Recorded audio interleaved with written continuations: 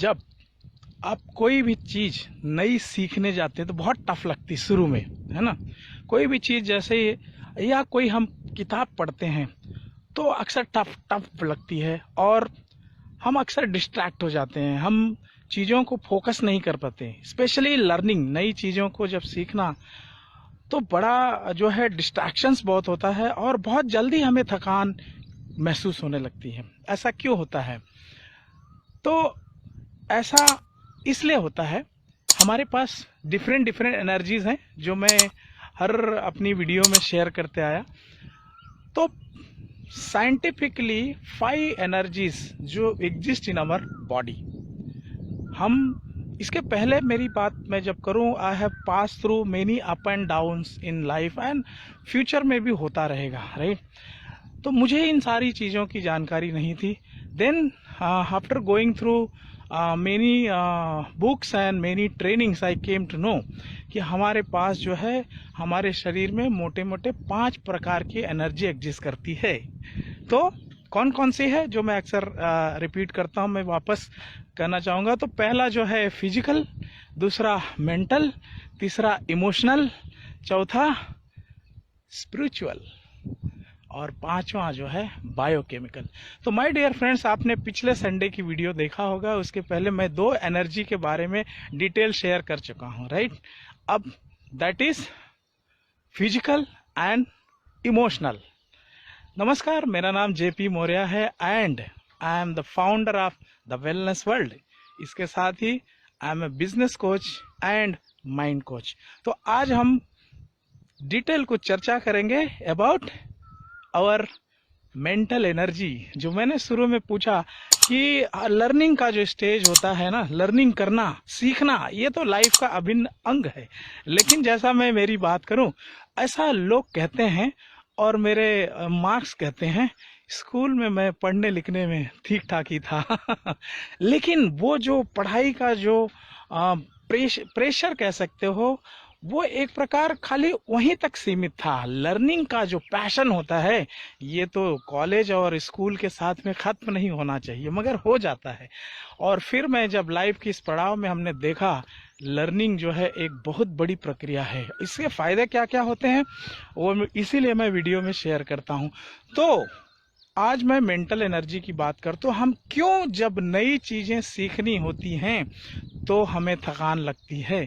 Mental energy, mental energy my dear friends, जैसा आप जानते हैं हमारा जो ब्रेन को मोटा मोटा 3 हिस्सों में बांटा गया है ना।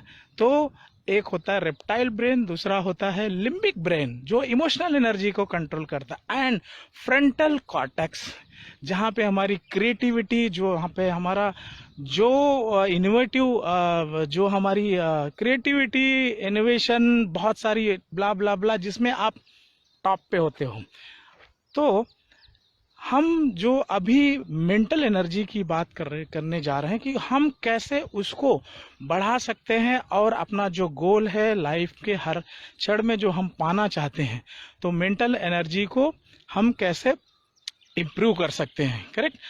तो उसके कुछ प्रोसेस होते हैं। तो पहला जो चीज है, अपने मानसिक पावर को, यानी आप घंटों कोई काम करें। आपको मैं एग्जांपल देना चाहूंगा कि कभी कभी आपके साथ ऐसा होता होगा, आप कभी कभी ही ऐसा होता है, कोई काम में जाने अनजाने लग जाते हैं और आपको समय, भूख और किसी चीज का आपको आभास नहीं होता, राइट स्पेशली मैं बॉम्बे में ट्रेन में ट्रैवल करता हूँ, तो वहाँ पर मैं कई लोगों को देखता हूँ और ऑन एवरेज अगर 10 लोगों के हाथ में मोबाइल है तो लगभग 7 से 8 लोग मूवी वॉच करते रहते हैं, मूवी।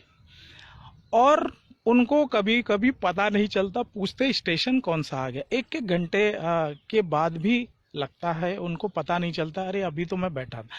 तो माय डियर फ्रेंड, जो मेंटल एनर्जी को हमें पावरफुल बनाना है या बनाने के लिए प्रक्रिया जो होनी है चाहिए, तो पहला हम कोई भी काम करें लाइफ के अंदर, तो पहला चीज हम फ्लो में आए। फ्लो, जब हम फ्लो में रहते हैं तब जो है हमारी जो टोटल क्रिएटिव एनर्जी होती है सब ऑप्टिमम लेवल पे होती है, हमें समय का पता नहीं चलता और हम जो है इतना डीप चले जाते हैं। मगर ऐसा हर बार क्यों नहीं होता है?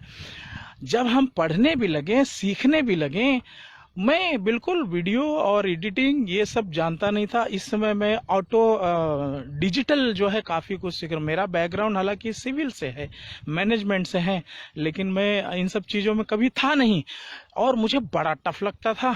तो लेकिन जब मैंने ये सब चीज़ों को जानना शुरू किया और उसी के अनुसार अपने को ढालना शुरू किया, चीज़ें आसान होती गई। तो होप इसीलिए मैं वीडियो बना रहा हूँ कि आपकी लाइफ में भी ऐसा ही कुछ होए, आज चीज़ें आसान हो जाएं।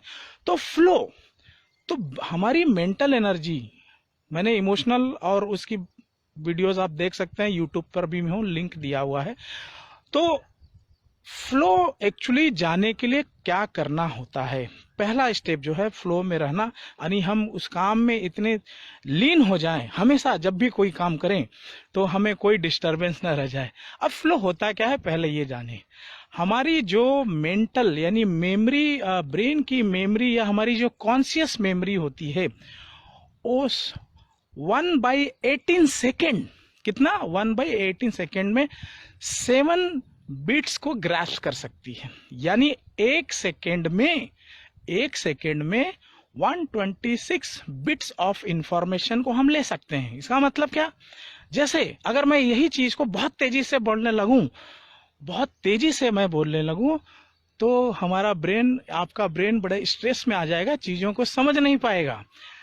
या फिर दूसरा एग्जाम्पल, जैसे आप हैं और एक आदमी आपसे कोई बात कर रहा है, आप उसको समझ सकते हैं, लेकिन सेम बात दूसरा आदमी भी कर रहा है, आपको कंफ्यूजन होगा। सेम बात तीसरा आदमी भी, तीनों साथ में आपसे बात करने लगे, आपको कुछ समझ में नहीं आया। और जब एक भीड़ जो है आपको जो है अपनी अपनी बात कहने लगे, तो आपको सिवा गुंजन और चिल्लाहट के कुछ नहीं समझ में आएगा। यानी हमारा जो ब्रेन चीजों को अंदर लेता है उसका एक पैमाना है, राइट? तो हम जो है कि चीजों को जब फ्लो में जाते हैं तो हम लगभग 126 बिट्स यानी उसके अंदर के लेवल से हम जब चीजों को ग्रैप्स करते हैं तो हमारा ब्रेन फ्लो में जाने लगता है। और फ्लो में जाने के लिए और चीजें क्या हैं कि पहली चीज, कोई भी काम आप करें, जैसे और एक चीज बताऊं, जैसे ये वीडियोस होती है जहां लर्निंग वाली, जहां नेगेटिव चीजें होती हैं, वहां हम फ्लो में तुरंत चले जाते हैं। लेकिन जहां बहुत सारे लोग वीडियोस जो है, मैं देखता हूं धीरे धीरे जो रिसर्च करता है ना कि 7 सेकेंड से भी हम कम स्किप कर जाते हैं। मुझे पता है बहुत सारी लोग ये वीडियो पूरी नहीं देखेंगे, लेकिन बहुत लोग देखेंगे।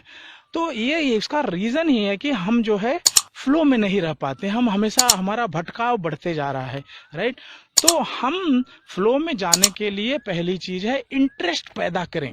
इंटरेस्ट, जैसे मैं अभी जॉगिंग करके, इस समय गर्मी बहुत है और मैं पहले मुझे बड़ा टफ लगता था, फिर हमने इंटरेस्ट पैदा किया। इंटरेस्ट के बाद में जब फ्लो करते हो, आप डेली उठेंगे और जाएंगे। तो पहला कोई भी काम करें उसके प्रति विजुलाइज करें और फिर आप फ्लो में जाएं। फ्लो में जाने के लिए कुछ चीजें हैं, जैसे मान लीजिए आपने कोई टारगेट रखा है, आपका बिजनेस में, पढ़ाई में, कहीं पर भी, किसी भी उम्र के पड़ाव में कोई न कोई टारगेट आपने बनाया हुआ है, तो उसे जो है आपको सबसे पहले इंटरेस्ट पैदा किया। और इंटरेस्ट पैदा करने के बाद में आप जो है स्किल्ड का डेवलप होना बहुत जरूरी है। अब उसमें होता क्या है कि क्यों हमारा ब्रेन, पहली बात है कि आप जो है, जब हमारे चैलेंजेस, आपने अगर कोई काम करना है और आपको वो टफ लग रहा है, हर चीज शुरू में टफ ही लगती है, लेकिन उसमें राज यह है कि जब आपके काम के चैलेंजेस आपकी स्किल से बड़े हों तो आपको आता है एंजाइटी और स्ट्रेस, टेंशन आता है, नंबर 1। इसका मतलब कि आपके स्किल और को आपको बढ़ाना है। दूसरी कंडीशन में, जब आपका स्किल आपके चैलेंजेस से बड़ा हो तो आपको बोरियत होने लगती है, क्या दम नहीं काम, क्या इसको करना। लेकिन आप जब स्किल और चैलेंजेस जब इक्वल हों, स्किल एंड चैलेंजेस जब इक्वल हों तभी आप फ्लो में जाते हैं। तो आप हमेशा फ्लो में जो है अपने आप को रखने, तो पहला चीज है हमेशा याद रखिए फ्लो। ज्यादा उसको मैं कॉम्प्लिकेटेड नहीं करूंगा, बिट्स और वो सब है, लेकिन आपका ब्रेन जो है जब ग्रास्पिंग कैपेसिटी होती है वो हमने बताई।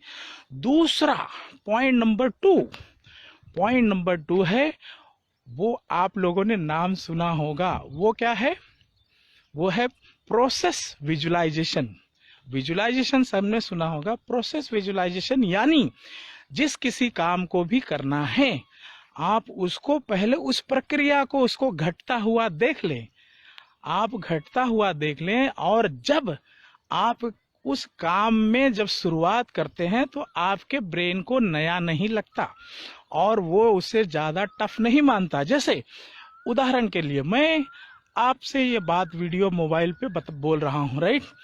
तो हमने चीजों को मतलब कि हमें बोलना है, बट हमने खाली देख लिया उसको हमने देख लिया, मैं ऐसे ऐसे कर रहा हूँ और मैं अभी इस समय आपके सामने में प्रेजेंट हूँ, यानी चीज़ों को रख रहा हूँ, तो मैं फ्लो में हूँ, इस समय मैं चल रहा हूँ, लेकिन ज़्यादा फोकस आपकी तरफ है।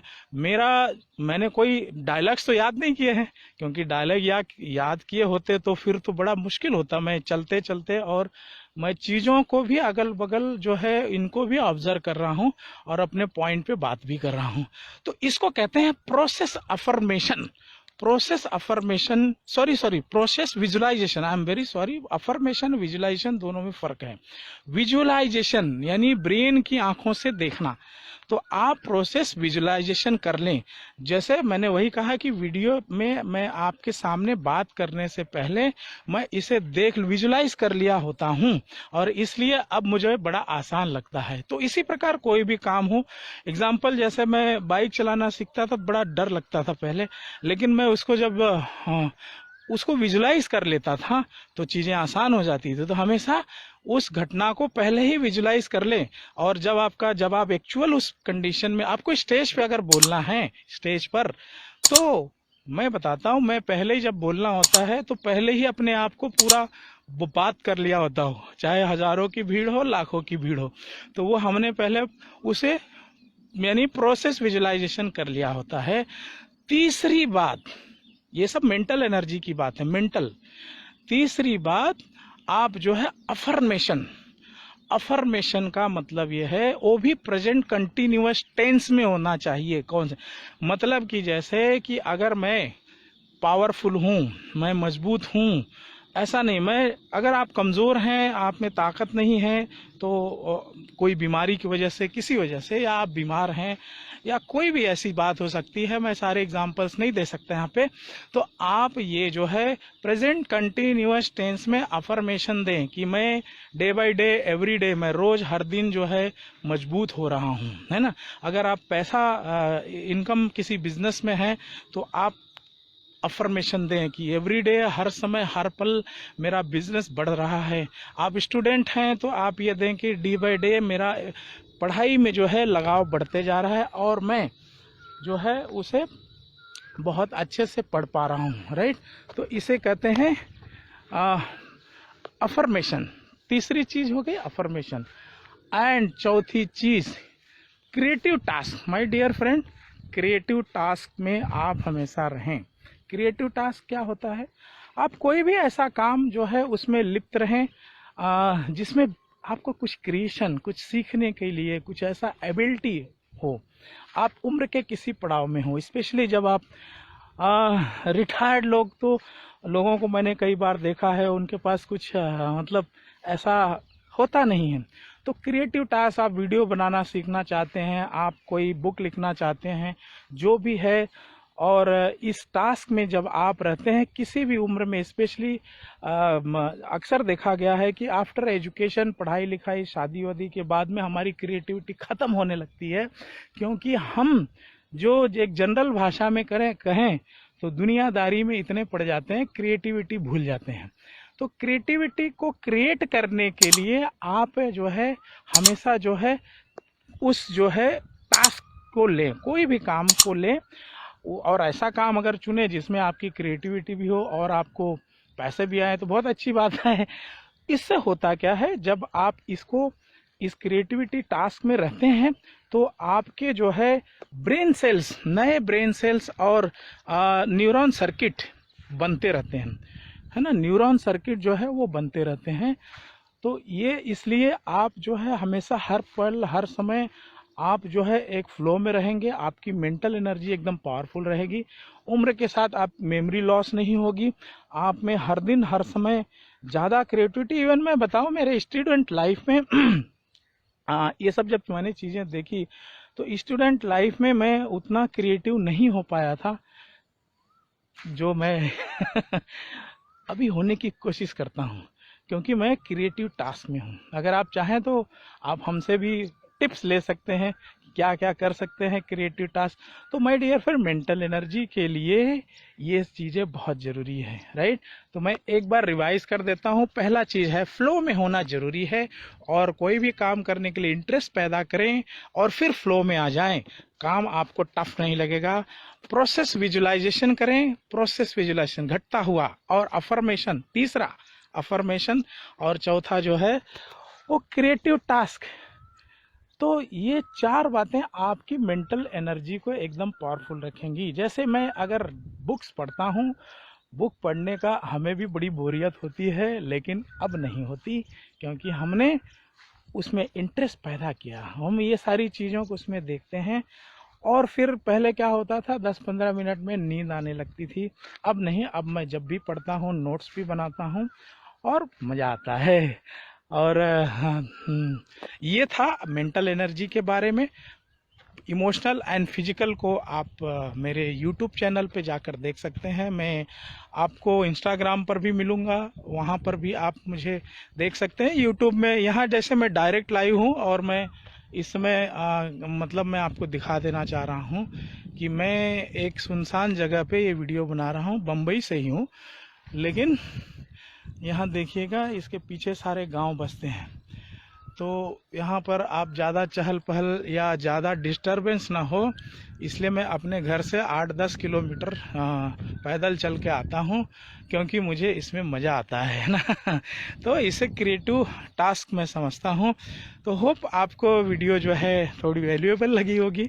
अगर लगी होगी तो आप ज़रूर शेयर करें, कमेंट करें। मुझे यूट्यूब पर भी देख सकते हैं, और आपने अभी तक मेरे साथ बने हैं, इसके लिए बहुत बहुत शुक्रिया। Thank you so much. Video लंबी हो जाएगी, इसलिए अभी मैं यहाँ पे आज का ये लाइव सेशन समाप्त करता हूँ। Bye bye, take very good care of yourself.